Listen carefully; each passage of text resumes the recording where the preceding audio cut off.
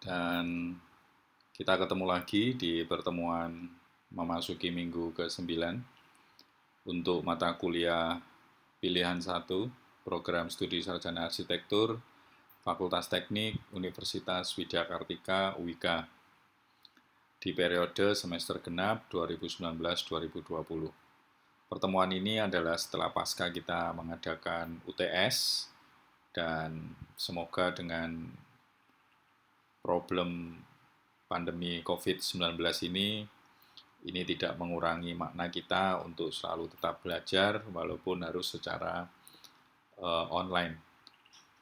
Mungkin beberapa pokok bahasan kita terutama terkhusus sekitar 30 menit ke depan kita akan membicarakan tentang analisis desain ini. Ya, semoga kita bisa lebih cepat, dan konteks asinkronus ini tentunya memang akan membantu untuk pendalaman buat Anda semua, sehingga Anda juga bisa kemudian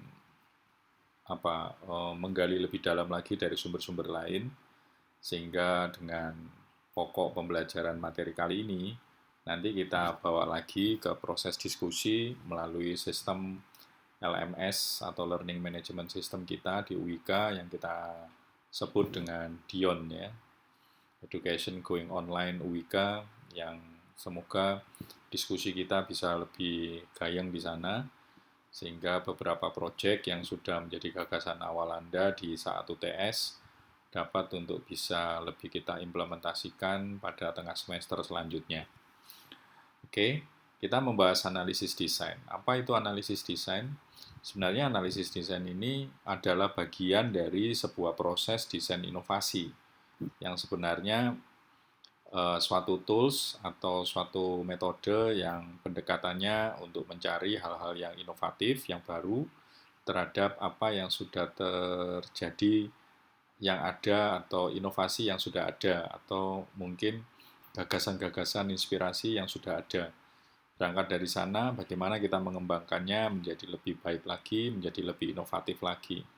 Pendekatan metode ini sebenarnya bukan hal baru, karena sudah ada yang menekuninya sebelumnya, dan yang menekuni ini setidaknya lebih kemudian men-sharingkan, menyebarluaskannya, sehingga terus terang saya perlu untuk menyampaikan hal ini bukan sebagai dari saya, tetapi lebih kepada saya ingin mengajak Anda semua dengan alat yang ada, dengan tools yang ada, nggak mengubah esensi bahwa kalau gagasan awal Anda yang sudah Anda kumpulkan pada saat UTS, itu sebenarnya bisa untuk menjadi gagasan yang lebih bagus lagi atau lebih inovatif lagi, bahkan ada pembaruan-pembaruan yang luar biasa lagi di sana.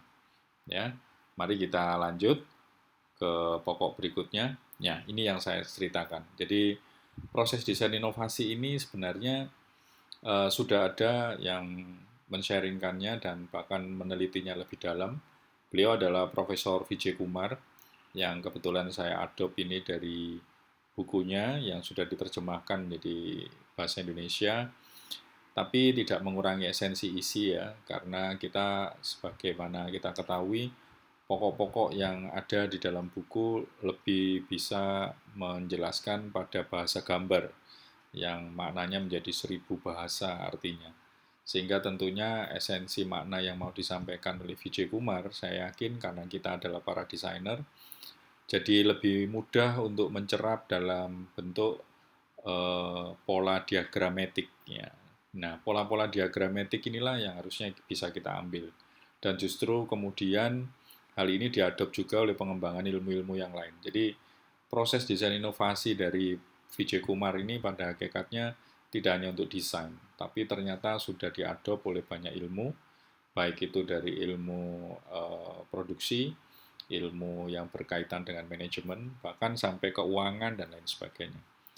Jadi engineering pun jelas membutuhkannya juga. Jadi dalam hal ini saya hanya ingin menegaskan bahwa proses desain inovasi bukan hal baru, tapi apa yang nanti akan menjadi luaran terhadap proses ini, jangan kaget juga bahwa ternyata banyak hal baru dihasilkan dari proses ini. Nah, untuk bisa menjadi sukses terhadap satu inovasi, ternyata prinsipnya ada 4. Jadi bagaimana cara kita melihat inovasi itu sendiri? Ternyata inovasi itu adalah berdasarkan pengalaman.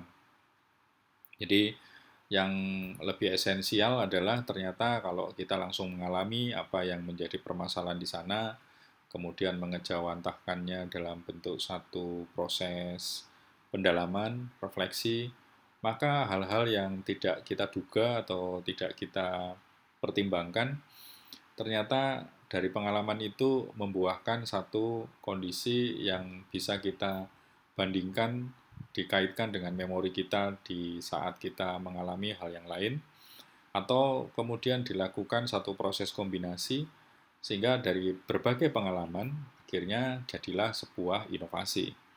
Ya. Yang kedua, inovasi itu juga sebenarnya adalah sebuah sistem. Artinya dari awal sampai akhir, di saat suatu kondisi atau keadaan itu membutuhkan satu tahapan tertentu, sering pertimbangan-pertimbangan dengan melalui sistem menjadikan tahapan-tahapan tertentu tadi coba dikoneksikan. Jadi kalau kita mengenal HP, handphone, dulu awalnya hanya sebagai alat komunikasi dan SMS, text message, bagi kita itu sudah canggih pada saat itu. Tapi mengingat segala kebutuhan, dan kebutuhan itu ternyata membutuhkan satu proses, tahapan-tahapan, maka ternyata dengan sistem itu ada sebuah celah yang coba untuk dihubungkan langsung, membypass dari semua tahapan itu, sehingga dari awal dan akhir, pada akhirnya coba dinerokan atau didekatkan, ya, didekatkan prosesnya, sehingga jadilah sebuah sistem yang bisa membypass satu tahapan yang awalnya panjang menjadi tidak panjang lagi. Sehingga keadaan ini kita lihat muncullah inovasi-inovasi yang muncul karena sebuah sistem yang menjembataninya. Ya, kita bisa belajar dari Apple, dari Windows, dari Android, Google Android, dan lain sebagainya. Mereka mencoba melihat peluang-peluang itu. Ya. Yang ketiga, inovasi bisa sukses juga karena adanya perubahan budaya inovasi itu sendiri. Jadi kalau kita biasa dulu mengerti bahwa ya cara berpikirnya Socrates, cara berpikirnya Isaac Newton, itu mungkin sudah mengalami proses sehingga pada saat era zaman para penemu sudah mulai muncul, para inventor sudah mulai muncul, maka Thomas Alva Edison melalui temuannya bola lampu menjadikan dia bekerja tidak hanya sebagai single individu. Memang yang kemudian muncul nama dia, tapi sebenarnya di balik dia itu ada sebuah tim yang bekerja. Nah, cara bekerja mereka itu sudah merupakan cara bekerja kelompok, teamwork.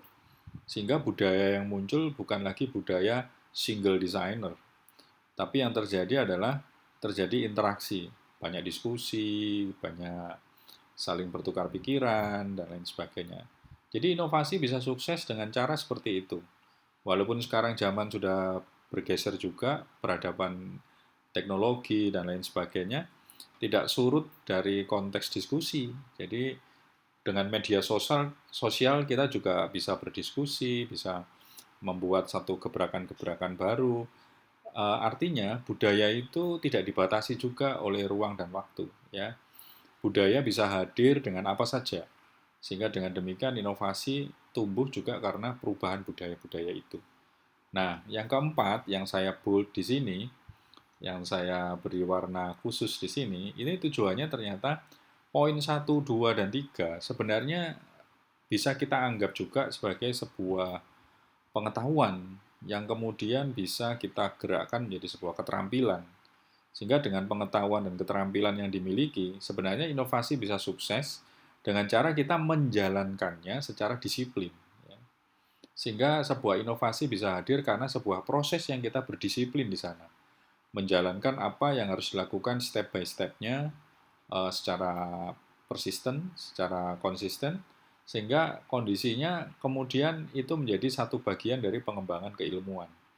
Yang kemudian menjadi satu keterampilan, dan keterampilan itu bahkan sesuai dengan pergerakannya, mungkin jadinya malah tidak bisa gampang ditiru juga oleh yang lain. Karena ada satu yang pas yang bisa jalan, walaupun dijalankan secara awalnya harus trial and error, tapi karena itu dilakukan secara disiplin, jadilah inovasi bertumbuh di sana dengan polanya sendiri. Untuk setiap organisasi mungkin beda-beda. Ya, jadi proses desain inovasi ini menurut Vijay Kumar sangat fleksibel sebenarnya, walaupun di antara semua fleksibilitasnya sangat memudahkan bagi suatu organisasi atau seorang peneliti sekalipun untuk bisa mengembangkannya menjadi alat yang paling cocok, yang paling bisa sesuai dengan yang bersangkutan. Ya, ya itulah inovasi. Ya. Sehingga dengan demikian saya ingin mengenalkan sedikit, merefresh Anda dalam harapan supaya tahap di analisis desain bisa dimengerti, disitulah tahapan kita gitu sekarang. Oke, selanjutnya kita bisa berbicara tentang bahwa proses desain inovasi itu sebenarnya ada 4 kuadran. Ya. 4 kuadran itu sebenarnya dimulai dari titik biru ini. Jadi saya mencoba merefresh Anda juga bahwa awalnya pada saat proyek desain interior keberlanjutan, kemudian desain interaksi sosial perkotaan, itu mulai muncul di dalam mata kuliah pilihan pertama kita, maka pilihan satu ini bagi Anda yang menggeluti 2 mata kuliah tadi, tentunya masih ingat bahwa mari kita geser arah pembelajaran kita selama dengan masa pandemi COVID-19 ini, bahwa apa yang menjadi tujuan proyek kita kali ini diarahkan untuk bisa mengatasi masalah-masalah yang timbul diakibatkan oleh pandemi COVID-19 ini. Kalau untuk desain interior yang berkelanjutan, tentunya aspek-aspek 4 hal kritis yang awalnya kita angkat sebagai satu proyek, yang di sana timbulnya orang yang kemudian aktivitasnya jadi tinggi di rumah, karena diperlakukannya bekerja dan belajar dari rumah, maka di sana akan banyak aktivitas tinggi di ruang tengah, di ruang dapur, bahkan aktivitas berkebun, di teras luar rumah, ataupun bahkan memungkinkan untuk terjadinya eh, berkebun di dalam ruang ya, atau di atap rumah. Nah, itu sebuah konteks yang bisa muncul. Kemudian ada juga usaha-usaha untuk berolahraga ya, meningkatkan kondisi stamina, tetap sehat, dan lain sebagainya di dalam rumah. Hal-hal itu tentunya akan menjadi satu potensi untuk dikembangkan menjadi tujuan proyek Anda untuk mengoptimalisasi apa-apa yang karena dampak COVID-19 itu di kasus interior. Tapi sekarang bagaimana dengan yang di interaksi sosial? Alih-alih interaksi sosial mau mencoba untuk mendekatkan orang, tapi gara-gara pandemi COVID-19 itu sangat kontradiktif. Bagaimana kita sekarang batasannya adalah pandemi COVID-19 itu sendiri, karena melarang kita untuk terjadinya social interaction. Artinya hal ini sangat kontradiktif dengan tujuan proyek kita yang mengambil interaksi sosial perkotaan. Ruang-ruang publik menjadi dibatasi, harus terjadi physical distancing, harus terjadi social distancing. Nah, sekarang bagaimana kita mencari solusi yang tepat untuk adanya kondisi ini, tetapi kita tidak jangan sampai terjadi sebuah proses di mana terputusnya suatu komunikasi, terputusnya suatu interaksi yang sangat dibutuhkan, yang masih sangat dibutuhkan, ya. Nah, itu contoh-contoh satu keadaan harus dimulai dari kita memahami tujuannya dulu. Tujuan proses desain ini apa, gitu ya. Nah, setelah itu diharapkan kita memasuki kuadran yang pertama sekali yaitu penelitian, kemudian kuadran yang kedua adalah analisis, kuadran yang ketiga adalah sintesis, ya. Kuadran yang keempat adalah realisasi. Jadi sebenarnya kuadran-kuadran itu juga diwakili di dalamnya ada tahapan-tahapan. Kalau sudah paham tujuannya, ya tentunya kita harus coba cari nih, apa yang perlu kita ketahui tentang konteksnya ya, tentang konteksnya, tentang sasarannya, siapa yang akan menjadi tujuan sasaran kita, masyarakat bagian yang mana gitu ya. Kemudian setelah itu kita pahami semua, maka sebaiknya kita analisis, kaji ulang. Kira-kira akan muncul banyak gagasan yang kayak apa gitu ya. Bahkan gagasan awal Anda sebenarnya ya ada di sini gitu. Ada di bagian kuadran analisis. Nah, setelah itu perlu kita coba polakan, petakan. Kira-kira dari sini dieksplorasi ada alternatif-alternatif konsep yang seperti apa sehingga dipilih solusinya. Kalau sudah, bikin finalnya dengan cara merealisasikan penawaran yang terbaik, ya, gitu. Jadi ini gambaran umum tentang proses desain inovasi yang ditawarkan oleh Vijay Kumar kepada kita semua untuk kita coba jalankan dengan apa optimal gitu ya. Oke, selanjutnya pemahaman ini perlu kita ketahui juga bahwa ada suatu bagian yang cukup real dan cukup abstrak yang harus kita ngerti peta dan polanya. Jadi kalau Anda mau memulai sesuatu, tentunya Anda harus tahu kondisi di mana bagian mana yang cukup jelas untuk segera Anda lakukan ataupun yang harus segera dilakukan. Kemudian ada bagian di mana yang sebenarnya lebih kepada pola pikirnya, ya, pengembangannya. Jadi kalau yang real ini, tentunya yang real ini adalah tahapan di mana hal-hal tersebut cukup nyata untuk diwujudkan. Dalam Anda mencari konteks permasalahan yang dihadapi, terus kemudian sasaran masyarakat yang mau ditembak, tentunya itu semua jelas sekali. Bagaimana Anda mencarinya di mana, kepada siapa Anda harus bertanya, kepada siapa Anda harus menggali gitu ya. Itu ada gitu orangnya. Dan ada juga mungkin real masyarakatnya yang Anda bisa lihat, observasi, yang bisa Anda rasakan gitu ya. Bahkan pada saat merealisasikan jelas juga sudah ada barangnya, harus bagaimana dan lain sebagainya. Tapi dalam proses dari awal sampai akhir itu tadi, ada suatu proses di tengah-tengah yang kadang-kadang itu membutuhkan proses berpikir. Proses berpikir itu adalah pola kognitif kita. Bahkan ada sesuatu yang harus kita yakini bahkan. Yang kita yakini bahwa itu benar, tapi di satu sisi kalau ada sesuatu ketidakyakinan, ya masih harus perlu Anda buktikan dengan Anda lakukan uji coba. Nah, secara motorik ada juga yang bergerak di sana, ya, ada trial error dan lain sebagainya. Nah, itu bagian di tengah-tengah, bagian di proses yang kadang-kadang apa ya, suatu perjalanan gitu, suatu perjalanan yang belum jelas, suatu perjalanan yang hanya ada di dalam buah pikir kita, sama buah yang akan kita komunikasikan kepada siapa saja yang setuju, yang kita minta konsultasi, yang bahkan kita minta diskusi dan lain sebagainya terhadap hal-hal yang kita yakini kebenarannya, gitu ya. Untuk kemudian bisa muncul satu gagasan, ide-ide yang mana itu semua masih belum nyata terlihat, gitu ya. Belum nyata terlihat, tapi Anda mengerti sekali bahwa itu harus hadir untuk muncul buat direalisasikan. Jadi bagian inilah yang harus Anda pahami. Kalau Anda mengerti ini semua, saya rasa enak bagi kita semua, kita akan ada seperti apa, kita ada di mana, kita mau ngapain, kita mau kemana, itu menjadi jelas. Jadi hal-hal ini harus kita ngerti juga.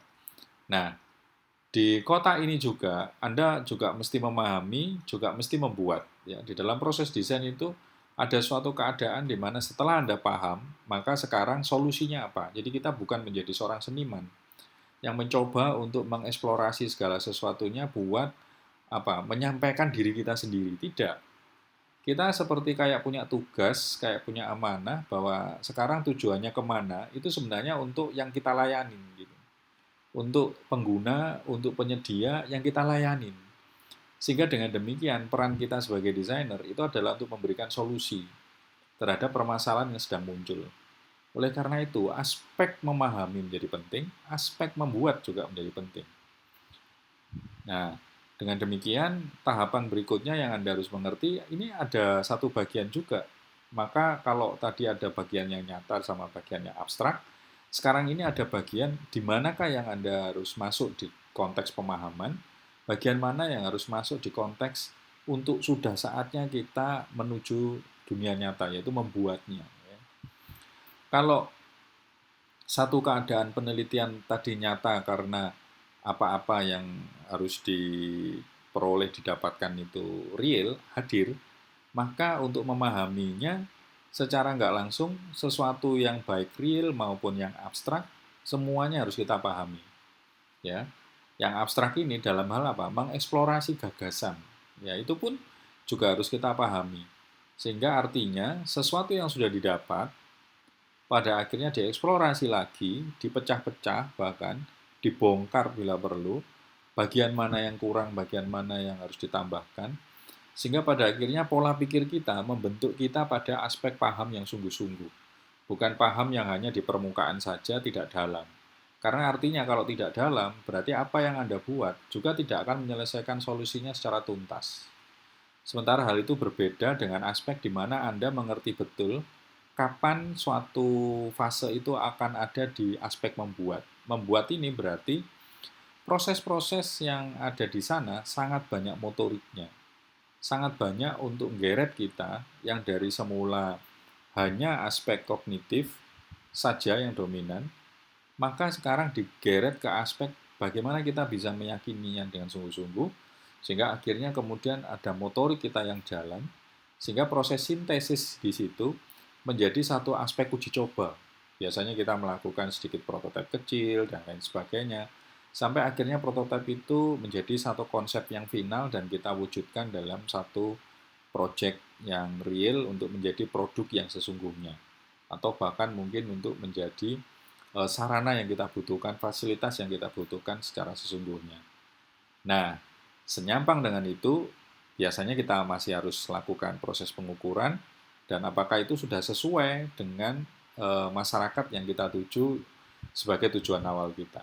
Nah, disinilah semuanya menjadi jelas bahwa proses desain ini sebenarnya seperti kayak sebuah tools yang lengkap, yang kita tinggal menjalankannya secara disiplin, sehingga apapun hasilnya, walaupun itu secara step by step, kuadran demi kuadran, kalau dilakukan secara konsisten, persisten, disiplin yang sungguh-sungguh, maka nggak mungkin sesuatu yang sudah diuji berulang-ulang ini oleh Vijay Kumar menjadi satu kondisi yang bisa memunculkan satu solusi yang inovatif, ya begitu. Itu harapannya. Nah, sekarang pertanyaannya, kita ada di mana sekarang?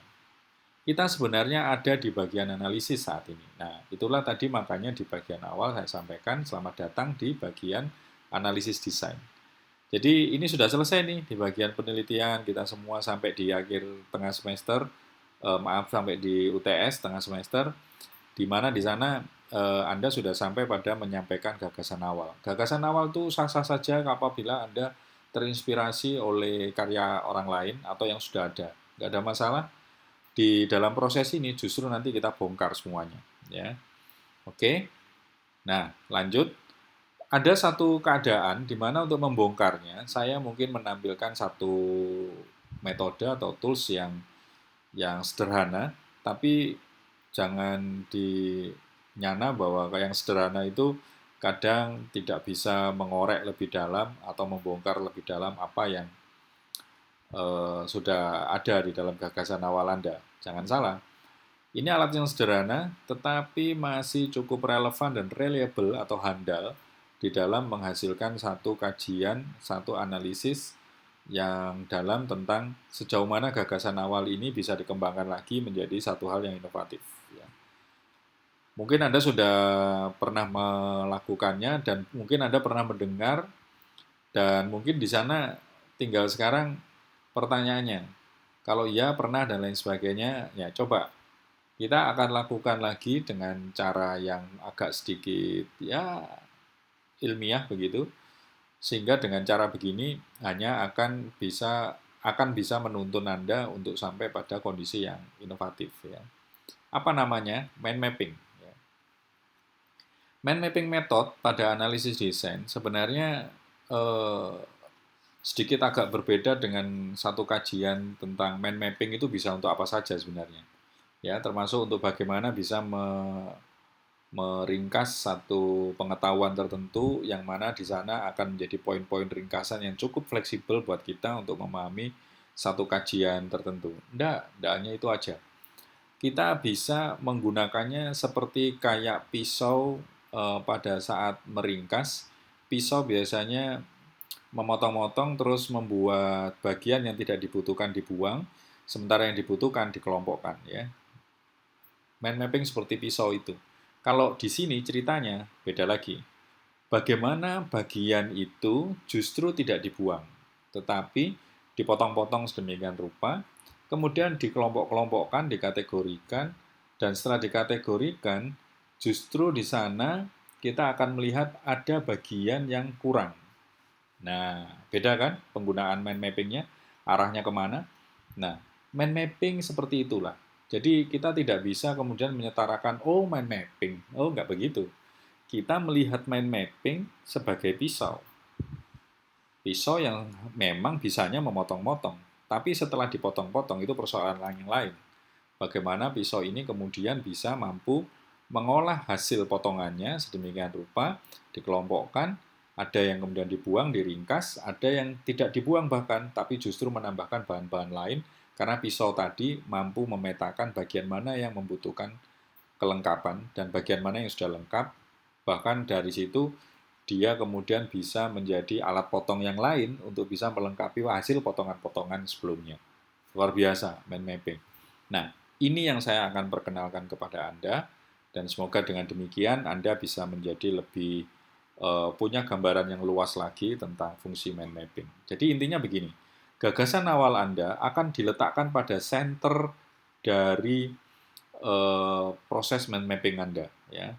Dia seharusnya menjadi pusat yang akan dikembangkan dan dikaitkan dengan aspek-aspek yang melingkupinya. Ingat, pembelajaran mata kuliah pilihan satu ini sebenarnya akan lebih kepada membawa Anda pemahaman tentang sustainability atau keberlanjutan.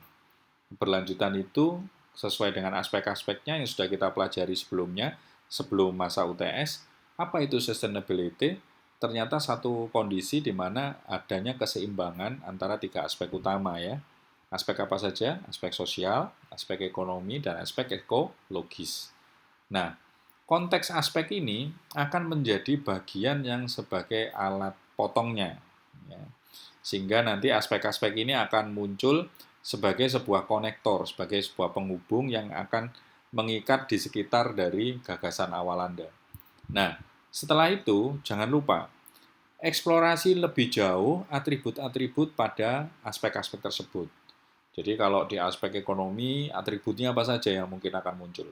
Di aspek ekonomi seperti itu, kemudian di aspek sosial seperti itu, di aspek ekologis juga seperti itu. Nah, jadi atribut-atribut ini mungkin di bagian contoh diagram saya ini yang kecil-kecil ini, gitu ya.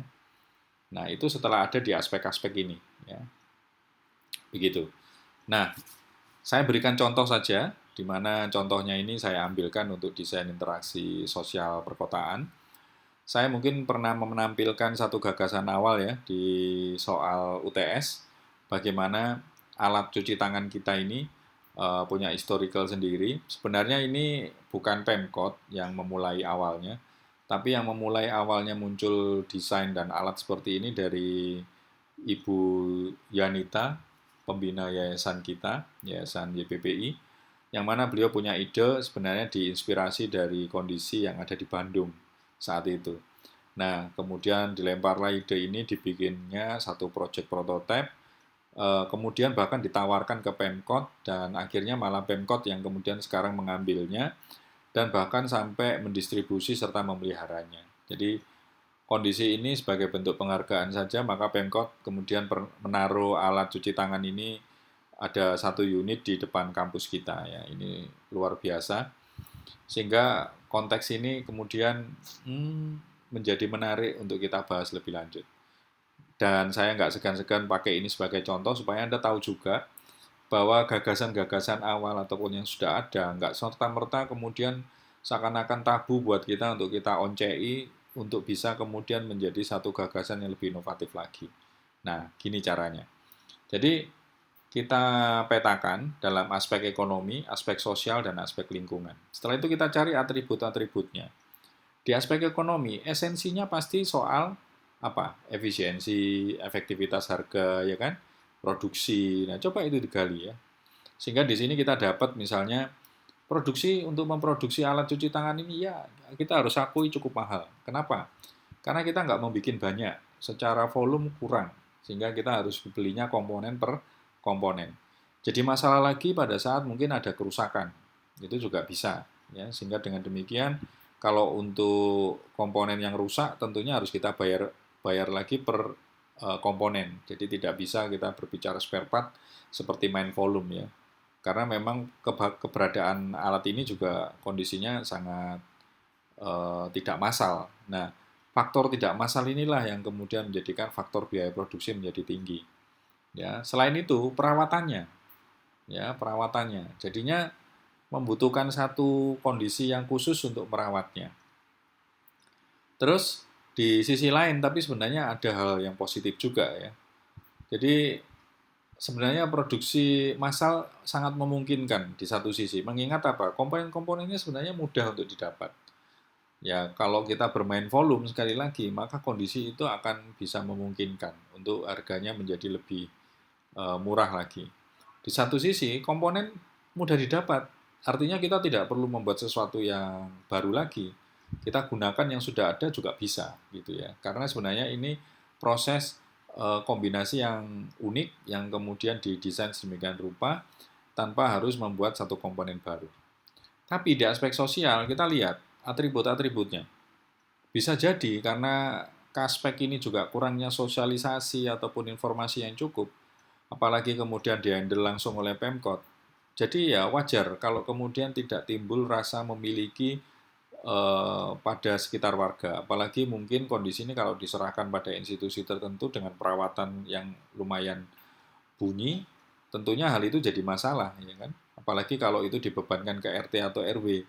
Sementara warga masyarakat dengan kondisi ini malah malah apa minta dilayanin dalam konteks social distancing dan physical distancing, ya menjadi beban tersendiri apabila itu harus dibebankan kepada ketua RT atau ketua RW. Ya, itu jadi masalah ya. Aspek sosial yang lain, nilai manfaatnya mungkin sangat tinggi karena ini jelas-jelas dibutuhkan oleh publik ya gitu. Tapi di sisi lain eh, seharusnya juga bisa menjadi sarana privat ya. Kenapa? Ya tentunya harus dipertimbangkan eh, hal ini kalau misalnya bisa diefektifkan, ya tentunya hal ini bisa menjaga juga dari kondisi bergerombol atau berkerumun ya. Sehingga dengan demikian tidak perlu satu kondisi kitchen sink yang cukup untuk 2 orang, 3 orang begitu ya. Atau ada satu space yang bisa memprivasi alat ini sehingga dalam penggunaannya harus cukup dengan 1 orang per 1 orang begitu dengan jarak yang dijaga gitu ya. Nah, seharusnya begitu. Potensi-potensi sosial akan jadi timbul, potensi sosial yang lain ya. Bahkan dengan kondisi yang komponennya sangat ya bisa dilihat di sini eh, apa kualitasnya ya. Kualitasnya tidak tidak jelek juga atau istilahnya di bawah rata-rata karena butuh ketahanan lama yang cukup, maka sebenarnya menimbulkan efek yang lain yaitu apa? Rawan untuk dicuri atau rusak, vandalisme dan lain sebagainya. Nah, di aspek lingkungan kita lihat atribut-atributnya ya. Bagaimana atribut-atribut ini menyediakan eh, kondisi apa? Dampak yang lain ya. Artinya apa? Produk menjadi seperti kayak tidak menyatu dengan lingkungan sekitarnya. Kemudian masih butuh sarana-sarana lain untuk apa? Proses pembuangan atau utilitasnya. Karena di sana dia membutuhkan dekat dengan pembuangan air ya, supaya dengan demikian air tidak meluber kemana-mana. Kalau tidak diarahkan ke pembuangan air, jadinya kan alat ini malah hanya sekedar mengganggu pemandangan ataupun fasilitas yang ada di sekitarnya. Nah, ketersediaan air juga perlu dijaga. Dan konteks yang harus dihadapi juga adalah kita lihat komponen-komponen ini masih butuh ketahanan terhadap cuaca, ketahanan terhadap panas, hujan, dan lain sebagainya. Nah, ini aspek lingkungannya jadinya sangat mempengaruhi keberadaan ketahanan lamanya alat ini. Belum lagi kalau ada yang rusak pada komponennya, terus bagaimana? Komponennya akan dibuang kemana? Itu juga jadi masalah. Ya. Jadi hal-hal ini harusnya bisa kita pakaikan sebagai upaya untuk mengevaluasi, memunculkan sebuah kondisi peluang-peluang, peluang-peluang baru.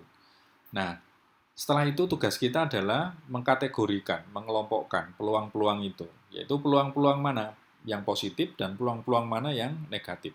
Jadi ada tanda-tanda yang kemudian atribut-atribut ini perlu kita tandai. Mana yang negatif, mana yang positif ya. Coba kita lihat di sini yang negatif-negatif ini kita beri tanda, yang positif juga ada loh. Sehingga dengan demikian yang positif-positif ini juga perlu kita kelompokkan sendiri ya.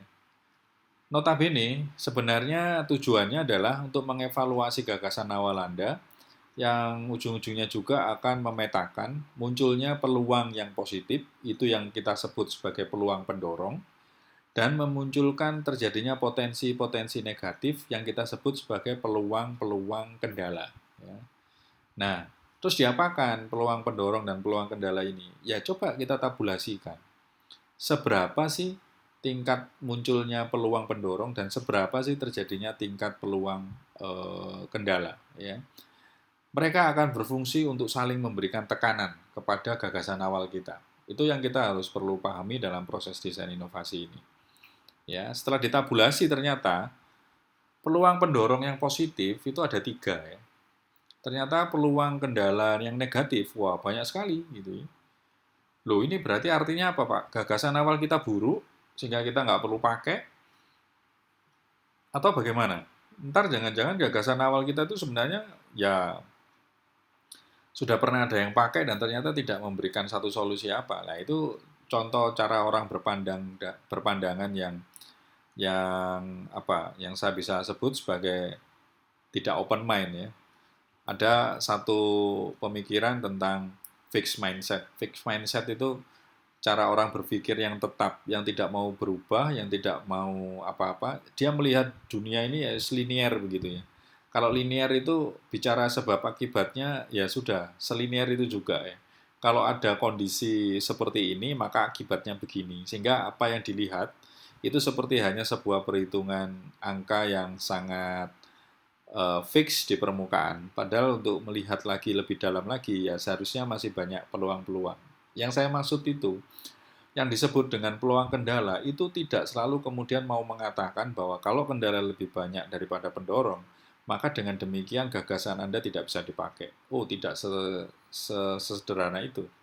Justru kita bisa melihat adanya kendala yang ada, maka itu artinya gagasan awal Anda masih berpotensi besar untuk bisa memberikan satu keadaan yang bisa lebih inovatif lagi. Dengan cara apa? Selesaikanlah kendala-kendala itu. Ya, selesaikanlah kendala-kendala ini, cari solusinya, sehingga dengan demikian gagasan yang kemudian muncul sebagai yang inovatif itu akan menyelesaikan gagasan alat cuci tangan yang telah ditemukan sekarang. Itu arahnya mengapa kita perlu mencari kondisi peluang kendala dan kondisi peluang pendorong. Oke, kita langsung saja juga dengan contoh desain interior berkelanjutan. Saya mungkin tidak sedetail seperti interaksi sosial perkotaan, tetapi saya mau menyampaikan prinsip yang sama sebenarnya. Nah, contoh di rumah, konteksnya Anda bisa membongkar, mengeksplorasi kondisi-kondisi yang ada di rumah Anda misalnya, kalau itu adalah proyeknya rumah Anda. Boleh, kenapa? Karena kita sekarang lagi belajar di rumah ya. Maka aktivitas belajar di rumah, aktivitas semua itu menjadi sasaran proyek Anda misalnya. Oke, nggak ada masalah. Coba Anda petakan lagi. Ingat, karena kita masih terkait dengan aspek sustainability, maka yang dipakai adalah aspek sosial, ekonomi, dan lingkungan. Mari kita cek sama-sama. Cek kondisi masalah gagasan awal Anda. Misalnya, Anda ingin mengoptimalkan penggunaan ruang dapur.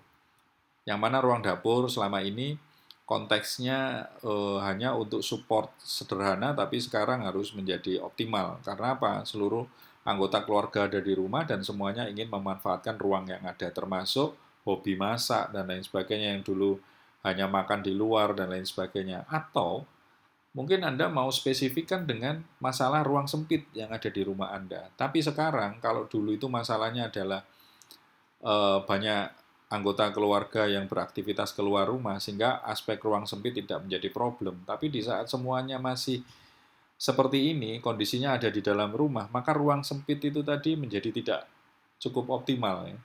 Sehingga mungkin kapan terjadi konteks hubungan interaksi sosial, kapan harus butuh privasi, itu jadi masalah. Nah, silahkan, yang gini-gini ini diangkat, kemudian gagasan awalnya apa? Ternyata gagasan awalnya macam-macam juga. Bisa jadi mengefektifkan ruang sempit itu dengan penggunaan furniture multifungsi dan lain sebagainya. Nah, coba kita cek. Aspek sosialnya bagaimana?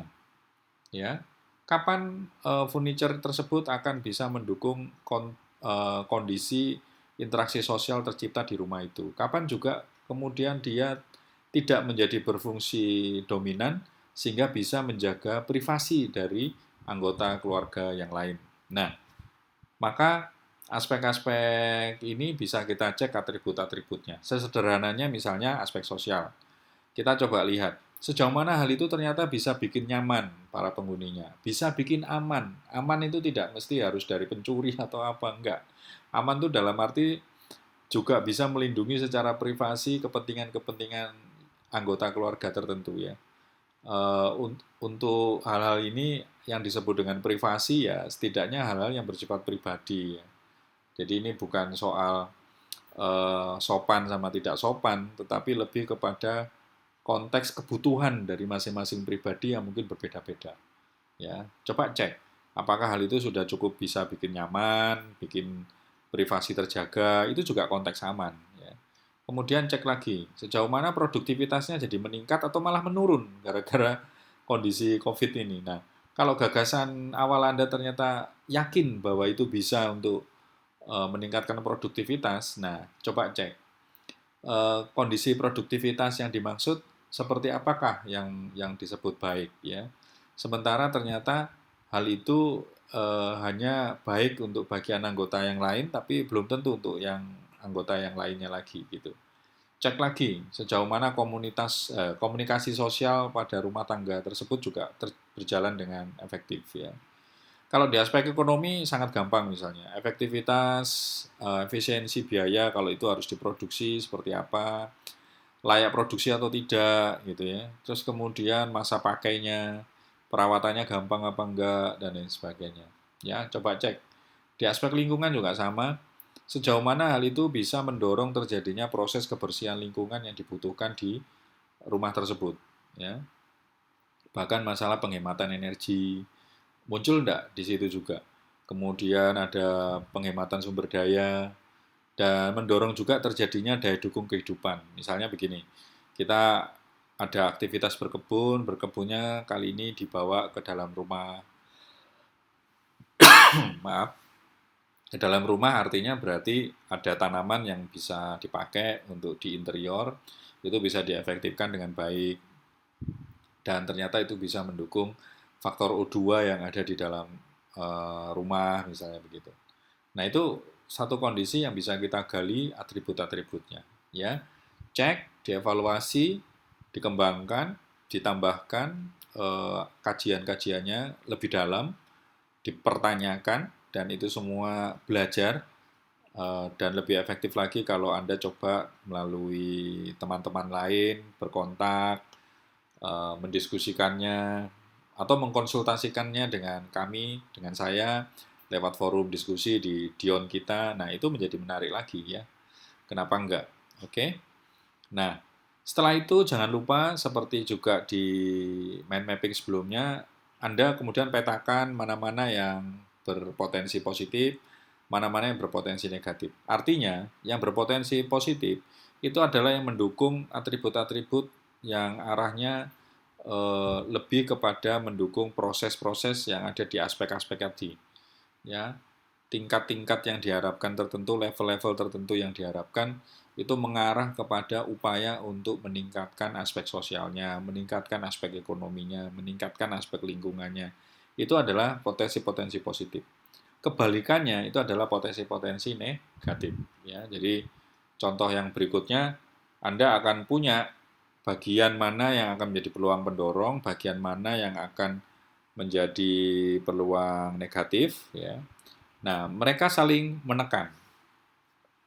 Mereka saling menekan pada hakikatnya tidak selalu melulu harus dibutuhkan keseimbangan. Kalau misalnya pendorongnya ada seperti tadi ya, ada 3, negatifnya ternyata ada sampai belasan, bukan berarti ini artinya pendorongnya kalah gitu. Oh, enggak begitu. Cara kerja yang efektif adalah setelah mengetahui negatifnya jauh lebih banyak, pendorongnya sedikit, atau yang sebaliknya ya, negatifnya sedikit, pendorongnya banyak, oh berarti saya nggak menemukan peluang adanya satu gagasan baru terkait dengan gagasan awal ini. Oh, nggak begitu juga. Kenapa? Karena sejatinya Selama masih ada gap, ada kesenjangan yang timbul, yang masih coba untuk diisi antara pendorong dan kendala, maka disitulah masih muncul yang namanya proposal perubahan. Ya. Proposal perubahan atau change proposal ini sebenarnya mencoba untuk menambah satu kondisi pendorong, mengurangi apa-apa yang muncul pada kondisi kendala. Nah, disitulah letak inovasi yang Anda tawarkan, yang kemudian akan menjadi solusi untuk kita kembangkan dalam proyek ini, baik di desain interior berkelanjutan ataupun di desain interaksi perkotaan. Ya, nah, akhir kata, kok sudah akhir kata Pak? Ya, mungkin tahapannya sampai di situ dulu untuk kita bareng bersama mengenai analisis desain ini. Saya harapkan ada tindak lanjut kemudian di forum diskusi kita. Terus Anda sendiri juga bisa untuk memulai membuat mind mapping dari gagasan awal Anda. Dan mari di sana minggu depannya kita akan bahas satu bagian yang lebih ke arah proposal perubahan. Yang mana di proposal perubahan itu rekomendasi-rekomendasi Anda apa saja. Ya, itu bisa kita diskusikan, bisa kita bahas bareng, dan kemudian arah-arahnya bagian dari sekian banyak itulah sebenarnya konsep ya, yang coba untuk kita pilih sebagai alternatif solusi. Kita validasikan dan kemudian kita jadikan sebagai penawaran pada akhirnya. Nah, tahapannya masih lumayan. Tentunya proyek ini nanti sampai akhir UAS adalah menggolkan pokok bagian penawaran yang sudah final dari solusi-solusi yang akan kita pilih ya gitu. Nah, harapannya demikianlah kita sampai di sesi ini, dan yang saya sebut dengan proposal perubahan itu minggu depan itu ada suatu metode yang namanya force field analysis atau analisis medan gaya. Jadi pendorong, kendala, ini saling menekan, maka dengan segala tekanan medan gaya yang muncul, ada penyeimbang di tengah-tengahnya yang kita namakan change proposal atau proposal perubahan. Dialah yang akan mencoba menyeimbangkan tekanan gaya yang ada. Ya. Penemunya adalah Profesor Dr. Kurt Lewin, ahli manajemen strategik ini mencoba untuk mencari celah bagaimana menyelesaikan kasus-kasus yang muncul sebagai sebuah penyelesaian masalah yang cepat ya gitu. Nah, sampai ketemu di pertemuan selanjutnya. Saya sampaikan terima kasih sudah mendengarkan saya, dan harapannya Anda juga bisa menggali materi-materi yang saya sampaikan ini dengan sumber-sumber yang lain. Silahkan belajar lebih banyak, silahkan berdiskusi lebih banyak, selalu lapar, selalu ingin tahu, selalu berkembang, bertumbuh, selalu berinovasi. Karena dengan semangat itulah, walaupun kita kena pandemi COVID-19 seperti ini, tidak mengurangi semangat kita untuk selalu belajar dan belajar. Karena dengan demikianlah, inovasi itu dituntut sebagai satu proses yang pelan-pelan, kalau proses itu dilakukan dengan penuh disiplin, jadilah sebagai sebuah budaya. Karena kebiasaan-kebiasaan, maka jadilah itu karakter kita. Walau dalam kondisi apapun, karena kita sudah mempunyai karakter yang selalu mampu berinovasi, maka segala solusi selalu untuk